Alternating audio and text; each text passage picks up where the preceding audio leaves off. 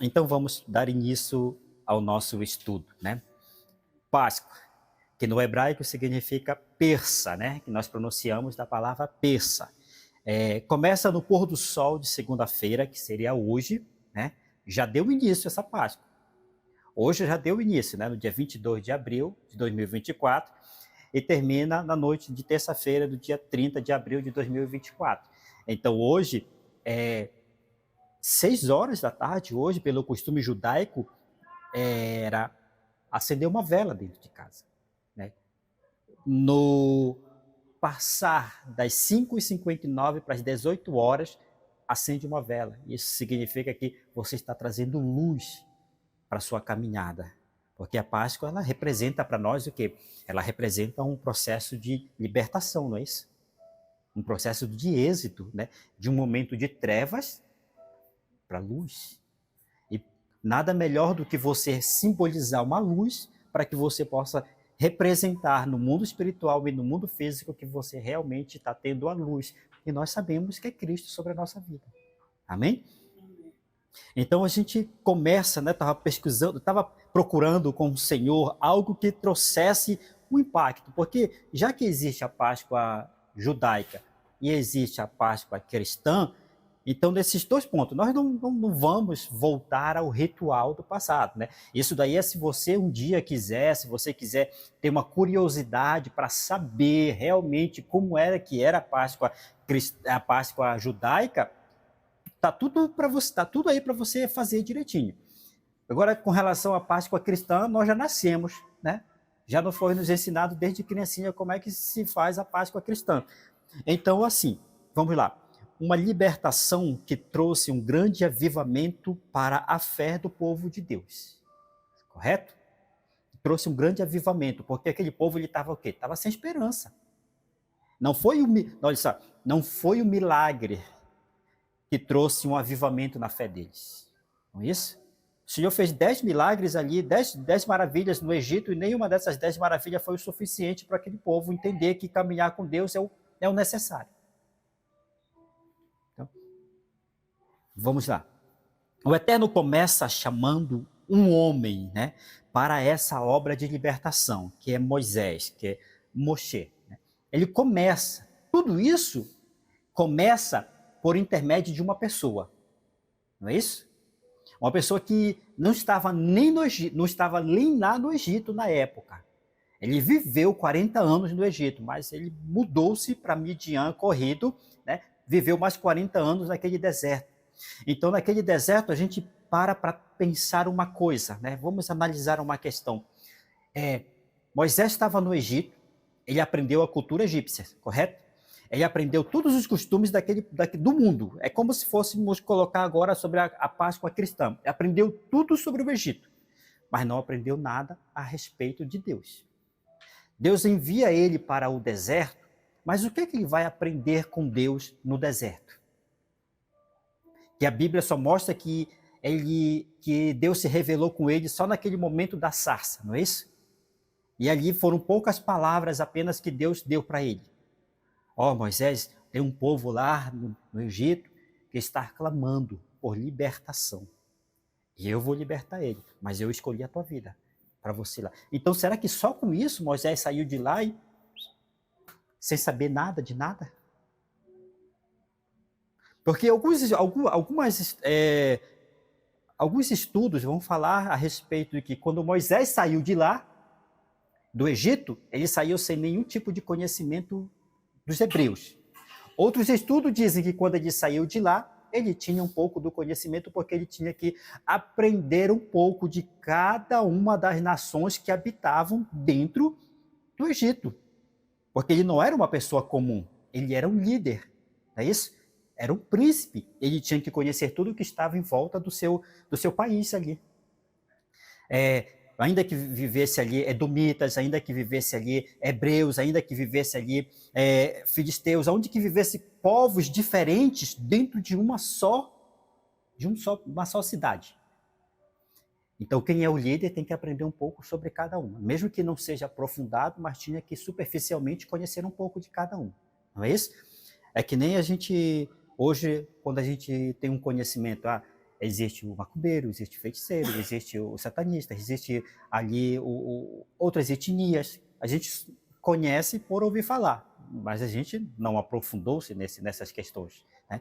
Moisés também, ele conheceu porque ele tinha obrigação de conhecer, mas o que ele se aprofundou mesmo foi na cultura egípcia. Só que quando Deus manda ele para o deserto, ele vai para Midian. Lá em Midian existia um sacerdote, certo? Como era o nome desse sacerdote? Exatamente. Jetro, ele era um sacerdote de Midian, mas ele era um sacerdote de Deus, do Deus vivo. Então significa que Moisés não ficou no deserto isolado. Moisés não ficou 40 anos sem saber nada de nada.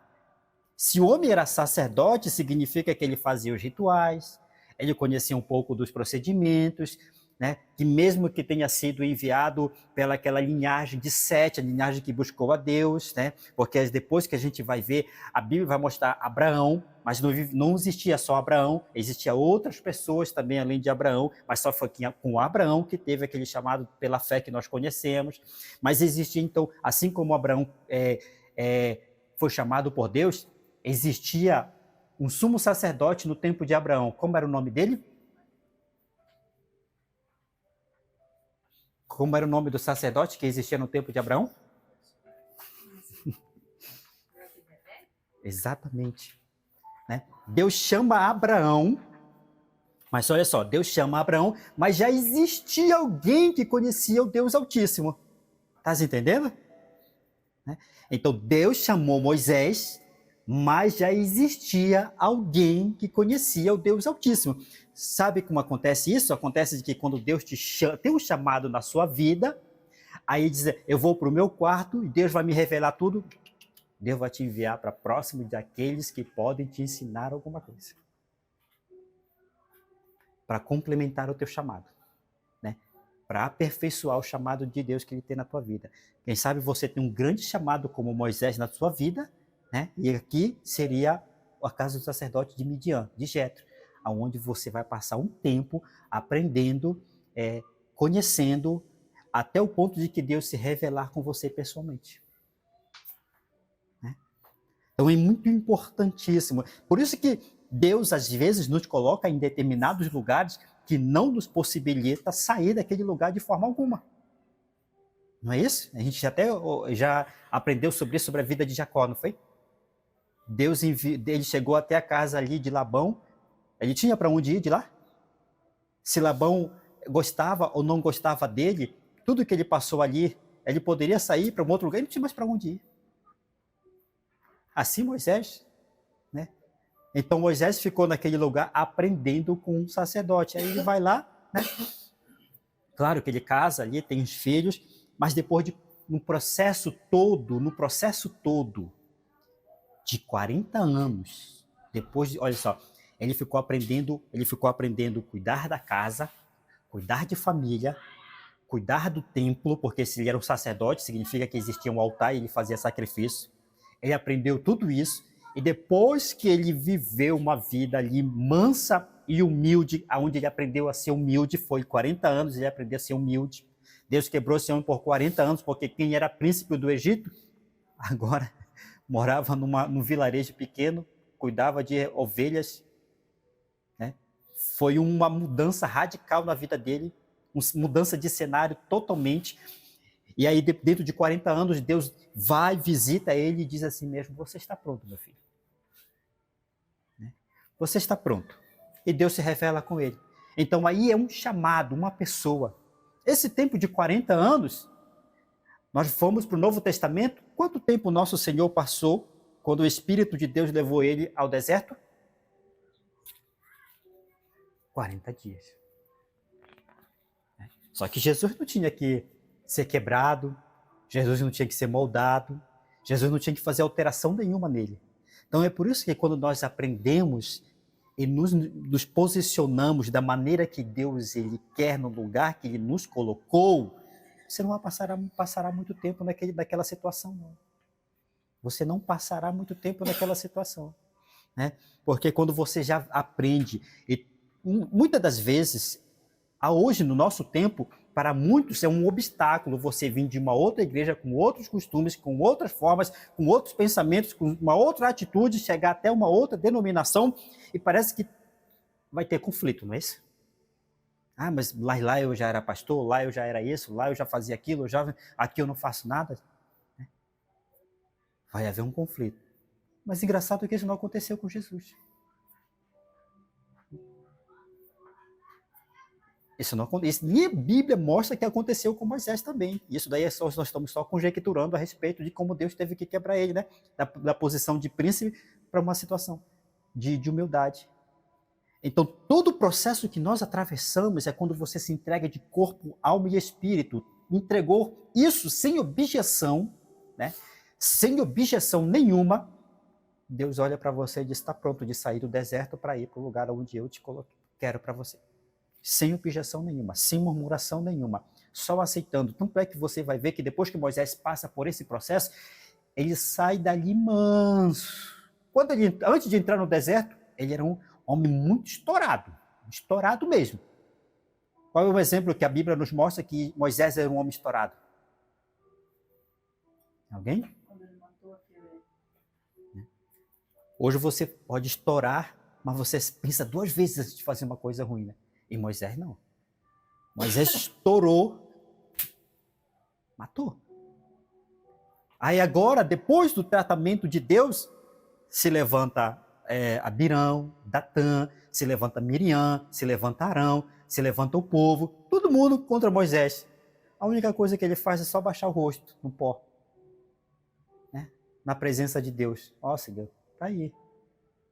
Estou só apenas fazendo a tua vontade e carregando o povo que o Senhor me colocou. Aí Deus ia lá, se revelava para aqueles que se levantavam contra Moisés. Miriam foi leprosa, Arão também, só que Arão sarou logo, Miriam teve que aprender, passou 7 dias exclusa. Datã, Abirão e suas congregações que ficaram com ele, a terra se abriu, eles foram engolidos. Moisés não precisou levantar a mão mais. Moisés não precisou mais usar as armas dos homens. E como diz, tá difícil, Senhor. Tá difícil porque tu ainda estás na terra de Midian. Segundo essa palavra, nós ainda estamos na terra de Midian, com o sacerdote ainda, aprendendo a como servir a Deus. Mas estão se levantando, tá difícil. Não, tem horas que não dá, tem horas que parece que dá. Moisés era assim lá no Egito, amados. Explodir na frente da situação, explodir na frente dos outros, explodir diante da pessoa, era o Moisés que morava no Egito. Agora, Moisés que habita em Midian, falam contra ele, levantam-se contra ele, a situação não está fácil, porque não faltou água só para o povo, faltou água para quem? Para Moisés também. A comida não ficou escassa só para o povo, ficou escassa para Moisés também. Né? Ao ponto de que aquele homem olhar para a vida daquelas pessoas, olhar para a vida daquelas pessoas que estavam querendo substituir a posição daquele homem. Esse episódio acontece quando eles sobem, não é isso? Um monte, e passa lá 40 dias e 40 noites. O povo está a fim de substituir o homem de Deus. Lá em cima do monte ele intercede, olha, Senhor, perdoe. O que vai adiantar? O que as pessoas vão dizer? O Senhor montou aquela congregação para depois destruir? Mas não era porque Deus ia destruir a congregação, não. Era porque Deus ainda falou, eu eliminarei eles e a partir de ti farei outra.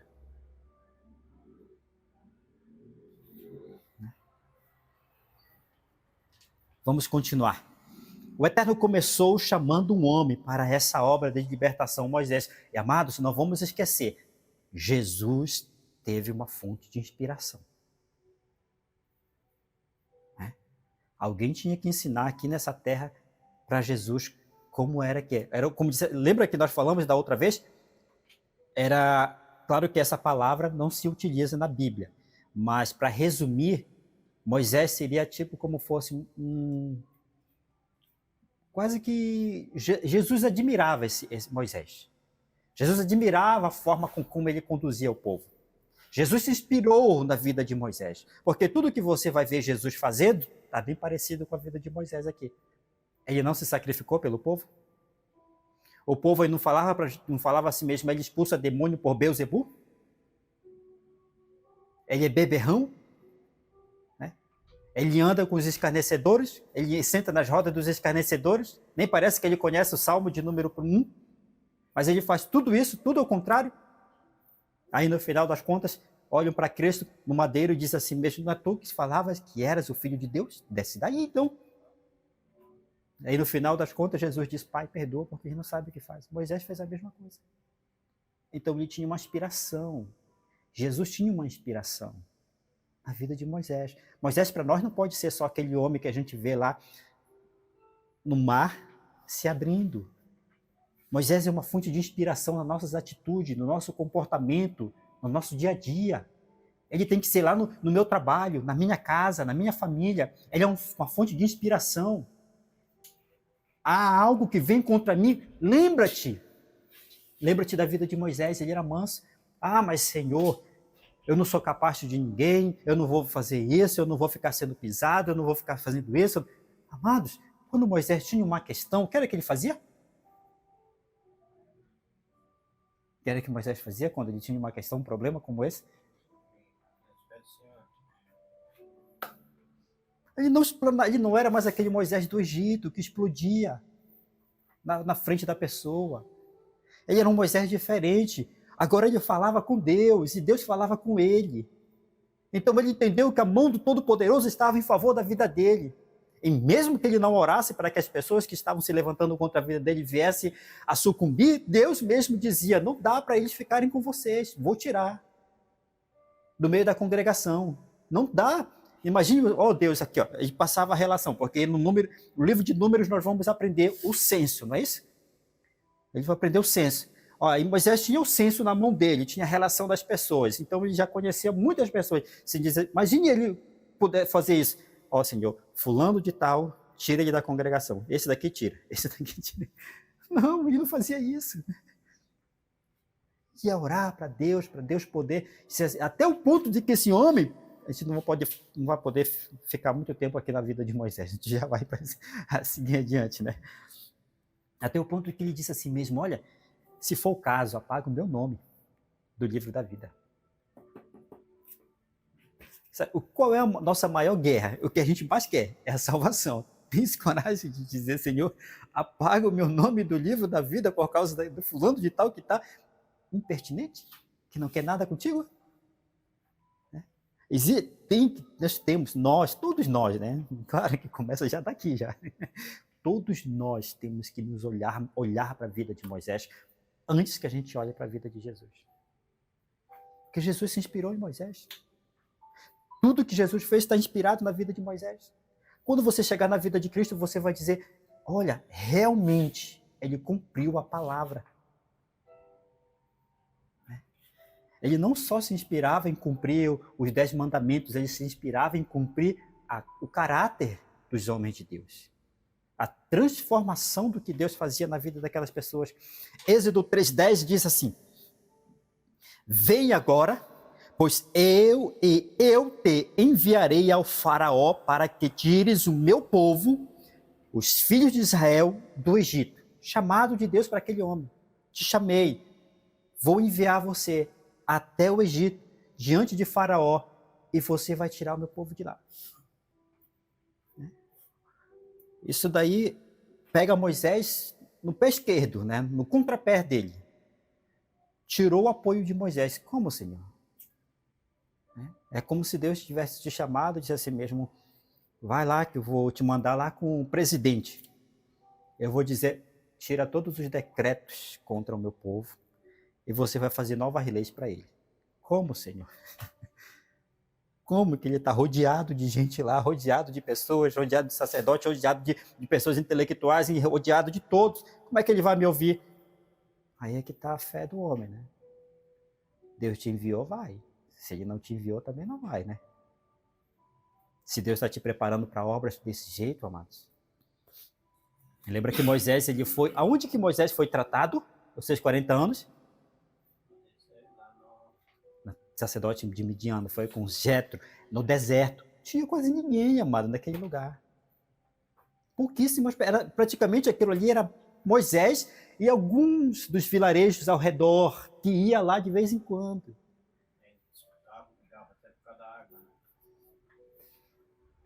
Então, imagine só você, Deus te traz para dizer assim, Deus não quer te tratar, mas Ele quer trazer de você algo específico do Espírito de Deus para você. Ele não quer que você copie de mais ninguém. Por isso que Ele te isola de todo mundo, que aparentemente está lá em cima, né? Porque senão, não, vamos nos inspirar no fulano de tal. Ele canta bem, ele prega bem, ele fala bem, é esse, ou o irmão ora, acontece. Não, Deus te traz por isolamento. Quero tratar com você. É diferente. Não quero mais que você seja uma máquina copiadora. Pareceu, pega um documento desse daqui, coloca lá em cima, ele vai copiar igual. Aí pega o outro documento, vai lá e copia igual. Outro documento, vai lá e copia. São vários, mas parece que tu não faz o que realmente Deus quer da tua vida. Tu faz apenas o que a máquina orienta a fazer. É copiar igual ao dos outros. Olha lá. Por intermédio de um homem, começa o processo do êxodo. Assim Deus fez, né? E continua a fazer em nossas vidas por intermédio de Jesus. João 3,16, ele vai dizer: porque Deus amou o mundo de tal maneira que deu o seu Filho unigênito para que todo aquele que nele crer não pereça, mas tenha a vida eterna. Esse versículo ele é muito conhecido, mas aí a gente já tem realmente uma base daquilo que Deus está propondo por intermédio de Jesus. Ele enviou quem? Jesus, não é? Ele enviou para que todo aquele que nele crer não pereça, mas tenha vida eterna. Olha o que aconteceu no Egito. Deus envia Moisés, não é isso? Quando chega lá no Egito, Deus ele faz grandes prodígios, não faz? Vai vir rã, vai vir piolho, vai vir peste, faz vir escuridão, enfim, ele faz vir vários prodígios. Aí você diz assim mesmo, nós vamos virar para frente, mas eu já vou até resumir. Será que naquele momento, amados, será que naquela hora, tudo isso era para trazer um castigo ao povo do Egito? Porque se a gente pensar dessa seguinte forma, a gente vai entender assim, ó, o povo, os egípcios, escravizaram, oprimiram e massacraram Israel por 400 anos. Em nenhuma civilização, nenhum povo, nenhuma sociedade, nenhum clube, nada saiu em favor do povo de Deus. Que não é diferente dos nossos dias, né? Como a gente costumava ver aí antigamente, os evangélicos sendo criticados, sendo botados, fazer o que foi que aconteceu, parece que eles tinham propriedade de fazer. Mas tu não vê nenhuma ONG, nada, se levantar em favor do povo de Deus. Aí quando acontece um processo como esse, de que Deus vai lá e traz praga, aí morre um monte de gente, aí já se levanta as nações. Como você vai ver em documentários que se levanta hoje, como um Deus amoroso matou gente inocente no Egito. Agora se levanta a gente, né? Quando o povo de Israel está sofrendo, ninguém se levanta, né? Agora, quando o ímpio está sofrendo, olha como eles, parece que eles são unidos nesse termo, né? E será que se nós fôssemos assim, quando um dos nossos membros, ou quando uma congregação que diz que serve a Deus, né, independente do nome que está escrito ali na frente, estivesse passando por uma grande dificuldade, aí a outra congregação fosse lá e dissesse assim mesmo, não, vou tomar as dores dela para mim. Não, pelo contrário. Ainda diz, vou ficar só quieto aqui orando. Vou ficar quieto aqui orando, não é isso? E às vezes é a mesma coisa com os nossos irmãos. Vou ficar na minha aqui quieto em oração. Mas tem coisas que a gente pode fazer. A gente vai orar, sim, que é a nossa obrigação. É orar em 24 horas. Então, dentro de 24 horas, com certeza, você vai ter muitas coisas para você orar. Mas tem algumas coisas que você também vai ter que fazer. Não seria diferente? Seria, né? Então, nesse momento aqui, a gente para entender, será que todas essas maravilhas de Deus no Egito, que infelizmente morreu muitos egípcios, foi obra de um Deus, vamos dizer, vingativo? Agora pense bem, né? Isso daí também não significa que está escrito lá, mas pense bem. Quando Deus foi ao Egito, o que era que o Egito era? Era um polo de idolatria, correto? Aonde cada um dobrava-se o joelho diante de uma entidade que aparentemente respondia para eles, não era isso? Respondia para aquele povo lá. Então, naquele momento, existia um povo que estava clamando pelo Deus verdadeiro, que estava passando por um processo de opressão. Deus, para resumir, o Senhor estava dizendo assim, ó, eu tenho um objetivo de resgatar Israel, mas eu vou fazer tudo para que aqueles que entendam que também pode abandonar o Egito sem ser da nação de Israel e andar com Israel, também alcançarão a salvação. Não é isso? E teve gente que fez isso, na verdade. Exatamente, né? Pessoa que viu que verdadeiramente ali era o caminho certo e seguiu. Isso aí, né?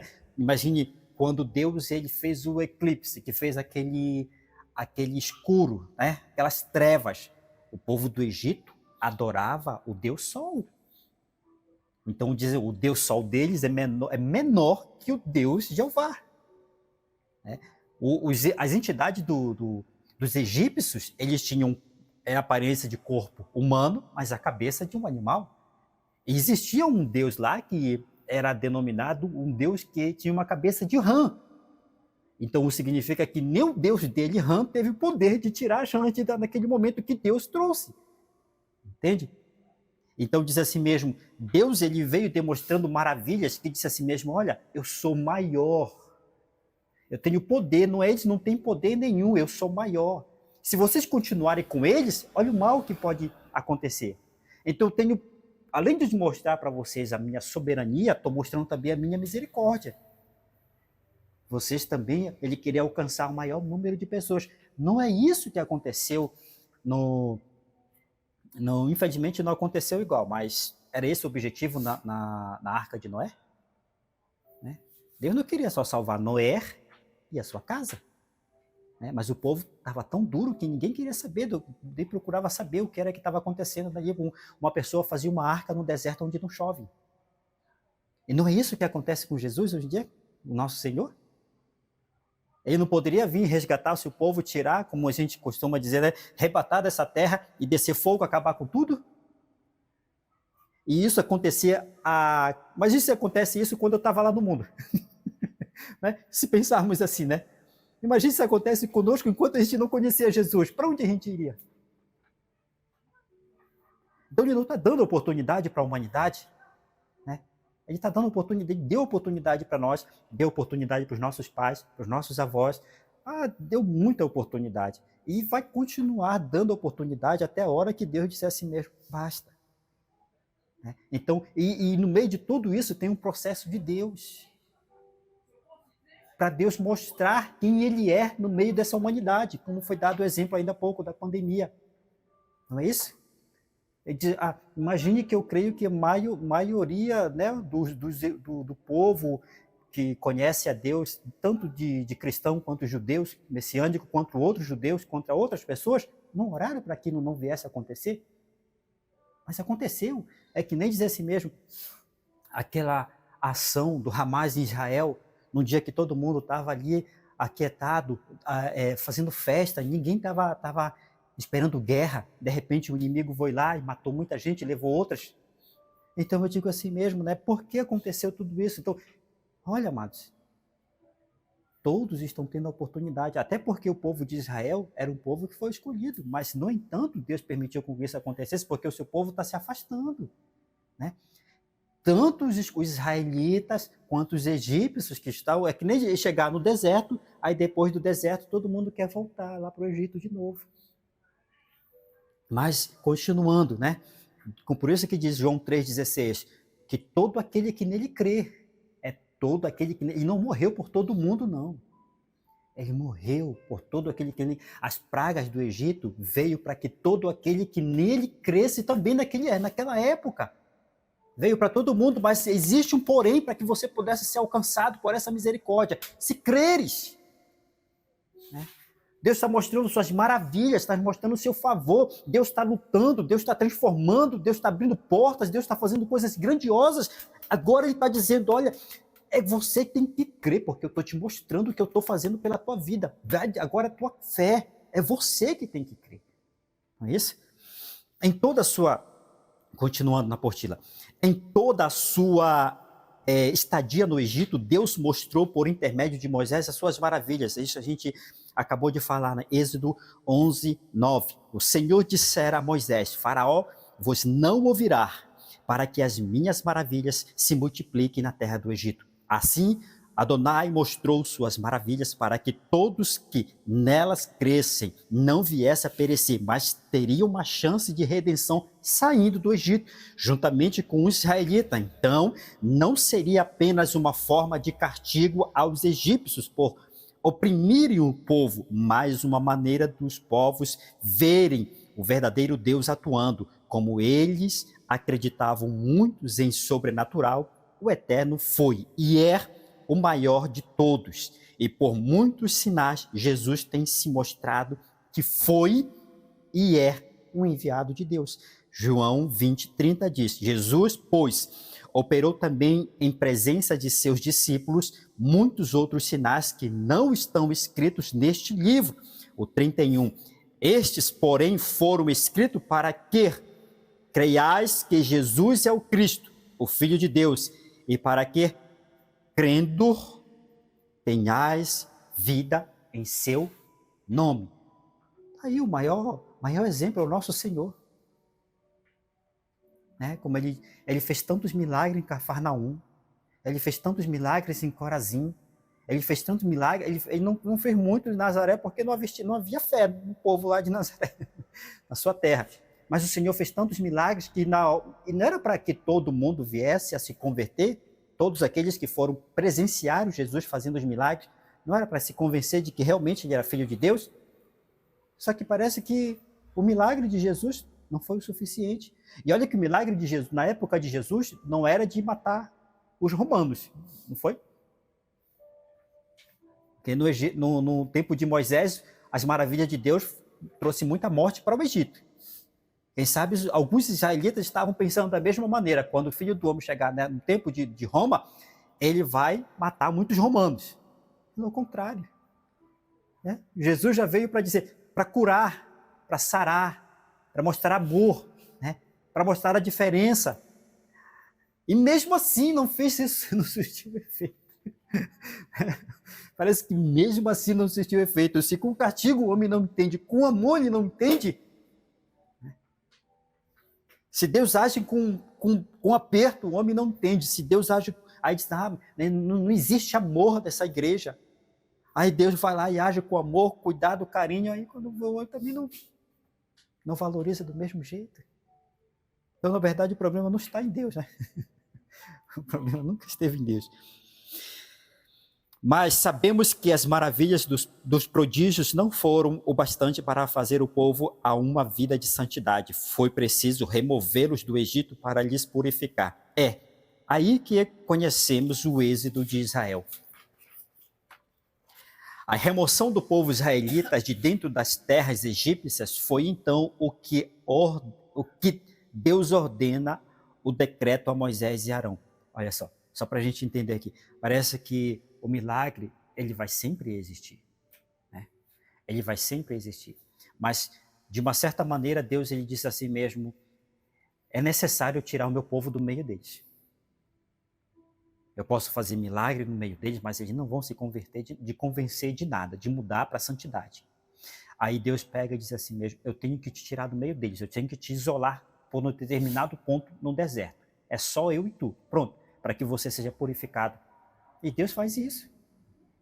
Ele nos isola de tudo e de todos. Só que parece que Satanás ele usou uma arma que hoje em dia fica impossível do homem se ficar isolado. Qual é? Celular, internet. Deus quer te isolar, te colocar para ele, um pensamento só tu e ele, aí você está isolado da presença física, porque isso já acontece dentro de uma família. está reunido numa mesa, que mais a gente vê, né? Está ao redor de uma mesa.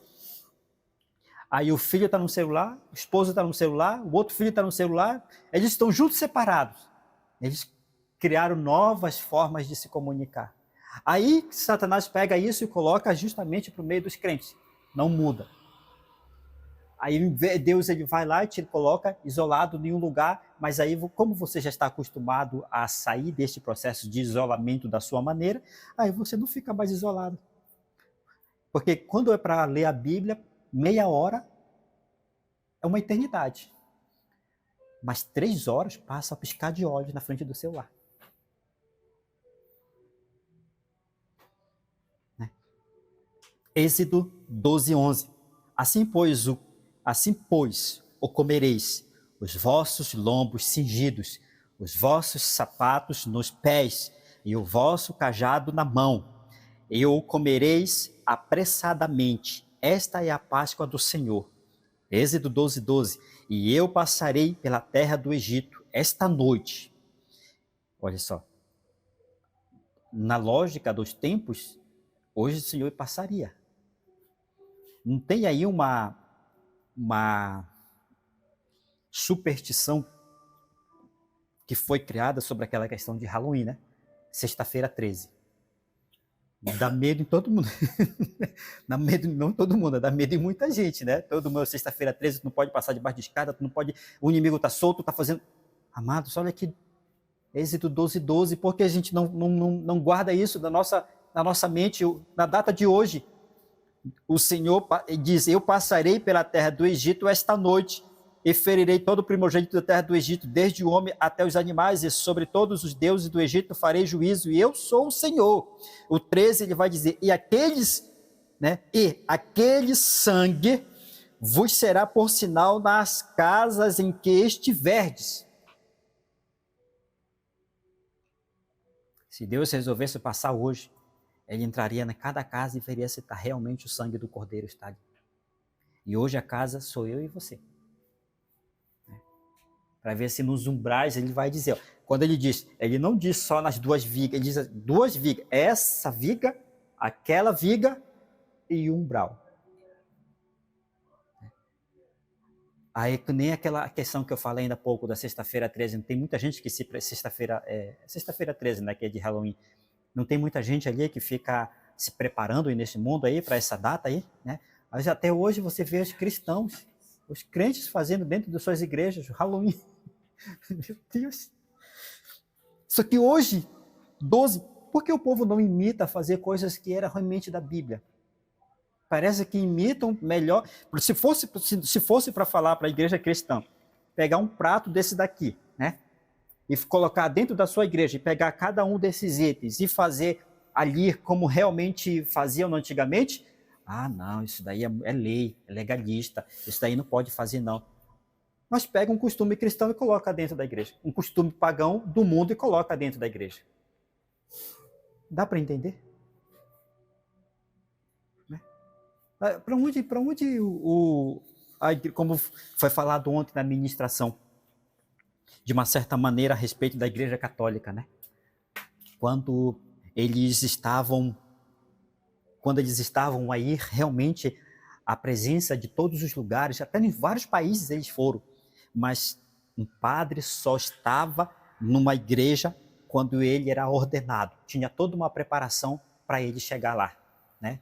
Para ele fazer uma missa, tinha todo um estudo, tinha toda uma preparação. Aí por isso tu não via vamos dizer assim mesmo, um coroinha ou um missionário fazendo missa, né? Do jeito dele. Não, o padre lá ele é muito, vamos dizer assim mesmo, o padre lá é muito monótono. Não, vamos fazer a nossa missa do nosso jeito. Vamos fundar a nossa igreja e fazer do nosso jeito. Não faziam. Não faziam. Já acontecia um respeito da hierarquia, né? Dentro da igreja. Né? O respeito, só que hoje não. Hoje aí vai um lá, diz assim mesmo, mas a igreja precisa disso, aquela igreja precisa daquilo outro, aquela igreja... Aí vai lá uns irmãozinhos que não tem nem ordenância de Deus, né? Tem ordenança de outro homem, que de uma certa maneira, a pessoa nem passou por um processo de estudo bíblico, não passou de um processo de provação com o Senhor, não passou de um processo por um bom tempo ali na cadeira aprendendo, aí já foi lá e já fizeram uma unção sobre aquela pessoa e já mandaram ela para, porque ela é uma pessoa de oração, porque... Amados, aí quando a gente começa a observar o mundo dos crentes, a gente começa a ver tanto escândalo, tanta, como diz aí, usando as palavras, é tanta meninice, né? E engraçado que tudo isso parece que dá certo para eles, porque atrai público, não atrai?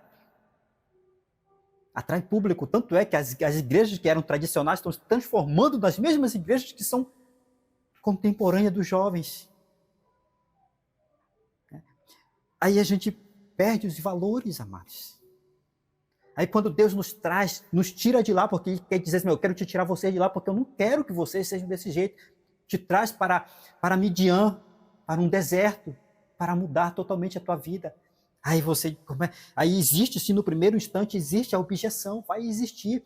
Mas se você resistir, você ficar ali, você for que nem um Moisés, manso, humilde, e atender o chamado do Senhor, vai chegar o tempo de que Deus te tirar daquele deserto. Vai chegar o tempo em que Deus vai dizer, eu te chamei, não foi para você ficar só ali, não. Né?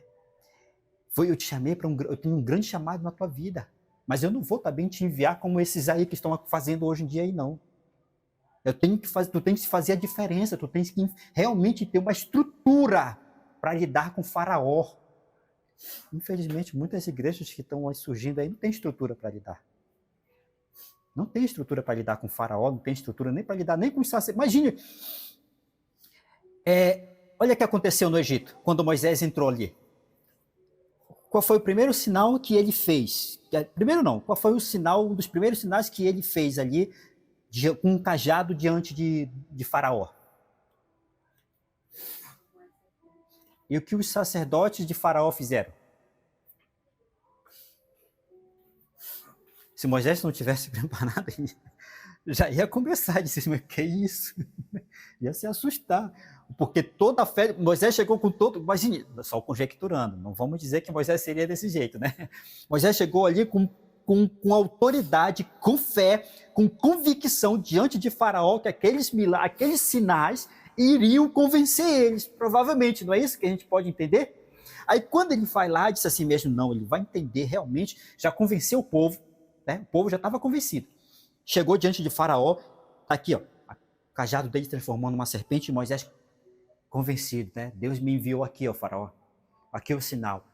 O Faraó olha para ele e diz assim mesmo, chama o sacerdote lá do lado, lá e vem aqui, faz a mesma coisa que esse homem faz.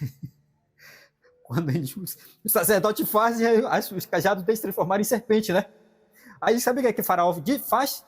Faraó diz assim, esse povo está muito ocioso, eles estão acreditando muito no que esse rapaz aí está falando, vamos mandar ele fazer trabalho forçado. Aí começa, trabalho forçado em cima do povo. Aí o povo desacredita em Moisés. Se não tiver estrutura, acaba. Acaba o ministério, acaba a força, acaba tudo, né? Por isso que Deus nos coloca em lugares assim para nos ter estruturas. Né? Se o homem não tiver estrutura, se a mulher não tiver estrutura, até casamento acaba. Tudo acaba, mano. Tudo acaba. Né? Emprego acaba. O crescimento para a prosperidade acaba, vai acabando, porque não tem estrutura. Tu tens a promessa de ser abençoado? Tem. Lembra de José? Que é o melhor exemplo que a gente pode usar nesse momento, né? Deus tinha uma promessa na vida, tinha o dom daquele rapaz de prosperidade. E se Deus desse para ele, logo naqueles dias que ele estava ali na casa do seu pai, ele não ia ter estrutura para lidar com tudo. Seus irmãos eram capazes de tirar dele tudo. Deus disse, não, eu prefiro primeiro criar estrutura em ti, meu filho. Eu preciso criar uma estrutura em ti, porque o que eu tenho para fazer pela tua vida é grande, e não significa que é grande para você fazer coisas grandes, não. Porque você vai enfrentar dificuldades muito grandes também. Você precisa ter estrutura para isso. Né? Se tu não tiver estrutura também, Deus não vai te enviar. O homem te envia. Aí você se quebra todo, depois ele vai dizer, é porque tu não orou. É porque tu não te preparou, é porque tu não jejuou, é porque não, é porque isso, porque hoje existem muitos psicólogos da fé. Né? Existem muitos psicólogos da fé que vão te dar orientações que vão te é quase que nem aquela palavra americana que a gente diz de coach, né? Os coaches da fé, que vão te dar uma autoajuda. Só que quando você chega lá, quebra a cara, você volta lá com o rabinho entre as pernas, e o rapaz vai ter que dar uma coteada de novo em você. Ele vai ter que dar uma coteada de novo em você, para você criar uma autoestima superficial. Né? Diferente do quando você realmente tem a estrutura por Deus. Aí você se encaixa na palavra do Senhor. Você foi alicerçado aonde? Na rocha. Vem as tempestades e não derruba. Não. Então nós estamos aqui realmente recebendo essa estrutura. A palavra do Senhor é a nossa estrutura. Né? Quebra tudo que antigamente trazia para nos trazer realmente para a realidade daquilo que Deus fez na vida de Moisés, para fazer na nossa vida e vai fazer na tua vida e nesse ministério, em nome de Jesus. Amém? Isso. E este dia vos será por memória. E celebrá-lo-eis por festa ao Senhor. As vossas gerações celebrareis por estatuto. Está vendo aí? Não está registrado na Bíblia que nós temos que realmente lembrar esse dia com alegria? Porque esse dia, imagine, esse dia, quando você está seguro na rocha que é Cristo, você está lavado, comprado e remido pelo sangue dele, o espírito da morte que pode passar hoje, segundo a Bíblia, né, no mundo, no Egito, mas na tua casa ele não vai entrar.